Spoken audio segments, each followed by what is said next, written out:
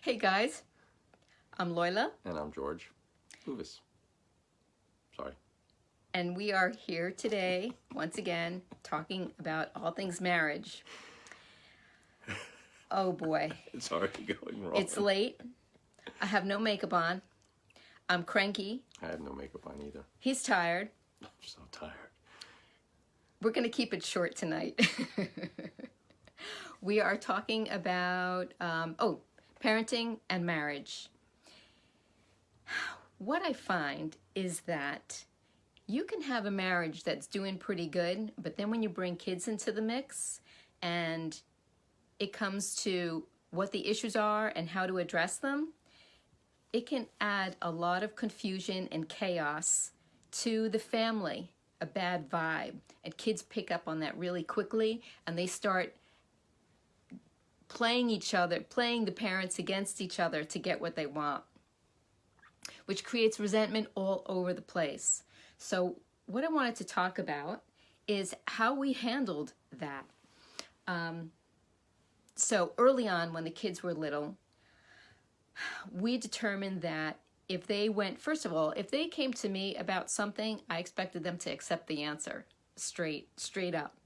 If they decided to go to my husband, to George, he would say, "What did your mom say?" So they would either have to tell him what I said or lie. Those are the options. Now, if they were going to choose to lie, they just complicated this situation that much more. So now it's not only a matter of can they get what they want, but now they're going to have to deal with the consequences of lying should we find out.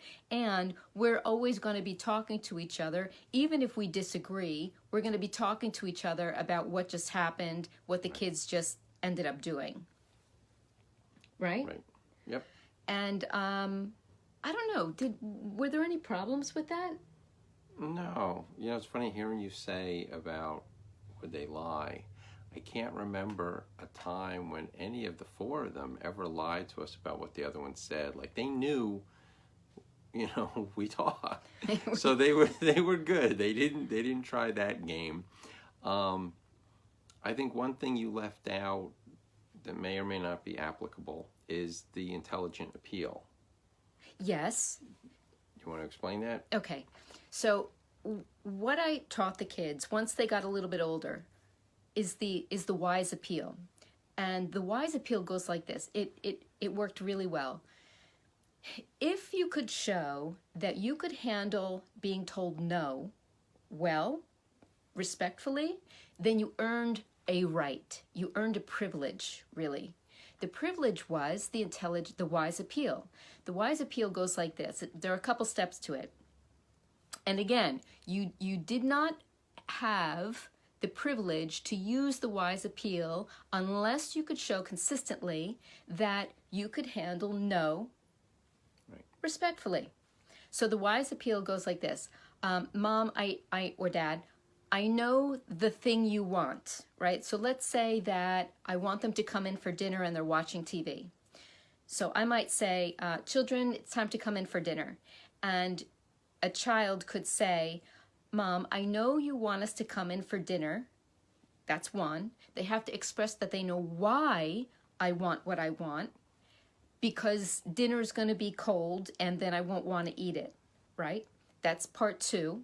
Part three is the suggestion that they want that would replace my request. Mom, I want to watch TV till the commercial. And then part four, step four, is how they are still going to accomplish the thing that I'm after. So they can accomplish it in a different way. That's the point of the wise appeal. Right. If they can go through those four steps, Mom, I know what you want. I know why you want it. This is what I'd like to suggest, and this is how it still accomplishes your purpose. If they could go through those four steps, I would consider the wise appeal, and typically said yes because they were able to show me clearly that they understood the principle behind my request. And that's a big deal. That is such a big deal. Understand the principle behind my request and just express a different way to accomplish it. So if now they couldn't handle if I felt that maybe they're expecting to get their way every time they use the wise appeal, I might decide to just throw in a no, just to check to see that they have not bypassed the process. So if they could handle a no, which I only did occasionally, then okay, they kept using the wise appeal and I'd say yes more often than not. If they didn't, they have to go back to square one, just like in a game, like a board game. Do not pass go, do not collect $200, go to jail. And listen, it worked really, really well. It did. We had great kids. They knew the process. I think that the thing that made our marriage run kind of smoothly when it came to the parenting is that we had a process. There were steps for virtually everything. The kids knew the steps. They knew what happened when they didn't use the steps. And George really saw, I got to share this with you. Early on, we really bickered over parenting styles. I felt George was way too lenient, and I don't know if you thought I was way too strict. Too strict. Yeah.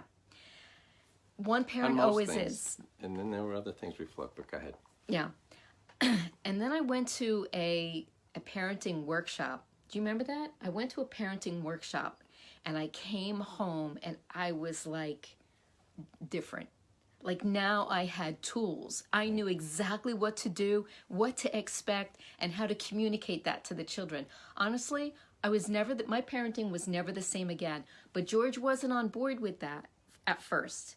But when he started to see the results I was getting, and honestly, it took months for him to really like get to the place where he was like, all right, what are you doing? You know, it's obviously working. Teach me. Then he was on board and we were golden. Yeah. And I think, not that this is a requirement, but I do think the fact that you homeschooled the kids helped.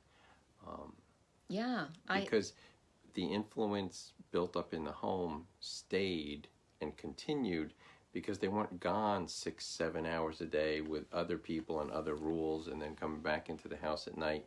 So the consistency really helped a lot. Yeah, and we had a lot of time to practice. The kids knew that, you know, there were no options. You know, it was. You couldn't escape. There was nowhere to go. There's nowhere to go, nowhere to hide. Backyard is fenced in. You know, how far can you get? But as much as they complain, some of my kids more than others, about life when they were little, they still don't complain about the way we disciplined them. They still say we were pretty fair. Yeah. Which I'll take. Yeah. Feather in my cap. Okay, that's it. Have a great night. Good night.